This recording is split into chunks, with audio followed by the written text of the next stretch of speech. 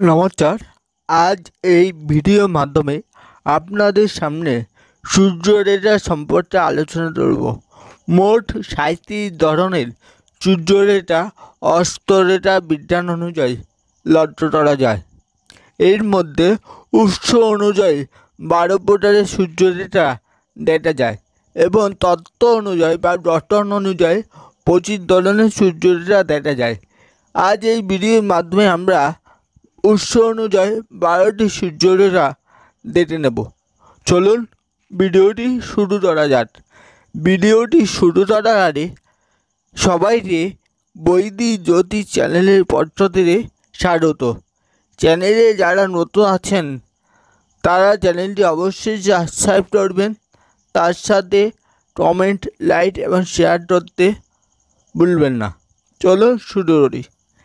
1 নম্বর এটা হচ্ছে Mount of venous অর্থাৎ সূর্য পর্বত।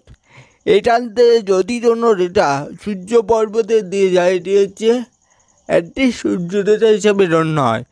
এই রেখাটি খুবই কম ব্যক্তি হাতে লক্ষ্য করা যায়।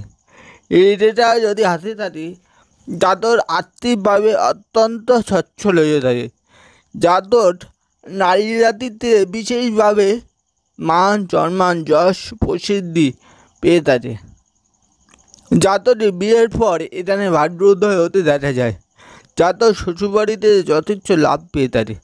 রবি রেখার দ্বিতীয় উদ্গমন স্থানটি হলো জীবন রেখা থেকে উৎপন্ন রবি রেখা। এই রেখা খুবই কম ব্যক্তির হাতে লক্ষ্য করা যায়। এসব জাতক খুবই অল্প বয়সে প্রসিদ্ধি অর্জন করে থাকে। এরা ছোটোবেলাতে এদের মধ্যে ক্রিয়েটিভ গুণগুলি বিশেষ মাত্রায় লক্ষ্য করা যায়। এই রেখা জাতকদের উচ্চতটি রাজ্য প্রদান করে থাকে। এবার দেখে নিই রবি রেখার তৃতীয় উদ্গমন স্থানটি। মণ্ডলের উচ্চ ক্ষেত্রতে এরকম কোনো রবি রেখা যদি উৎপন্ন হয় তবে এটি জাতককে আর্মি বা পুলিশ বিভাগে উচ্চ পদ দিয়ে থাকে। এই রেখাটিকে পূর্ব পুণ্য রেখাও বলে থাকে। এই রেখাটি পূর্ব জন্মের যে সুকৃতি তাকে ইন্ডিকেশন করে থাকে। এর ফলে জাতক জীবনে নিজের প্রয়াসে এবং সংঘর্ষের বলে প্রচুর পরিমাণে সম্পত্তি অর্জন করে। রবি রেখার চতুর্থ উদ্গমন স্থানটি হলো মস্তিষ্ক রেখা। মস্তিষ্ক রেখা থেকে অনেক সময় রবি রেখা উৎপন্ন হতে দেখা যায়। এদের মন এবং আত্মা এটির সাথে পরিচালিত হয়।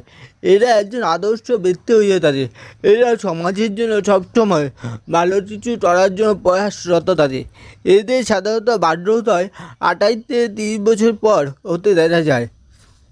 এরা জীবনে প্রচুর পরিমাণে যশ সুনাম প্রসিদ্ধি অর্জন করে থাকে। সরকারি চাকরিতে এরা উচ্চ পদ প্রাপ্ত হয়ে থাকে। এরা প্রচণ্ড বুদ্ধিমান এবং দার্শনিক ব্যক্তি হয়ে থাকে।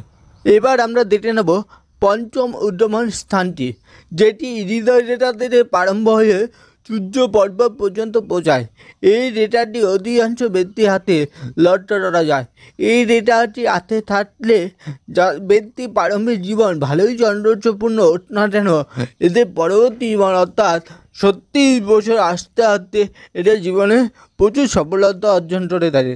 কিন্তু এই রেখাটি যদি হৃদয় রেখা থেকে টুকরো হয়ে উৎপন্ন হয় তবে এটি জাতককে বিভিন্ন বদনামের সম্মুখীন করিয়ে থাকে। সূর্য রেখার ষষ্ঠ উদ্গমন স্থানটি হলো চন্দ্র পর্বত। চন্দ্র পর্বত থেকে অনেক সময় রবি রেখা উৎপন্ন হতে দেখা যায়। এটি খুবই কম ব্যক্তির হাতে এই রেখা লক্ষ্য করা যায়।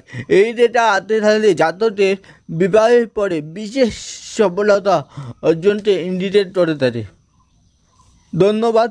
আজকে এই পর্যন্তই। পরবর্তী পার্টে আমরা পার্ট 2-তে আরও বাদবাকি 6টি রবি রেখা এবং রবি রেখার যে অন্যান্য গুণাগুণগুলি ওগুলো আমরা পরপর ধারাবাহিকভাবে আলোচনা করব।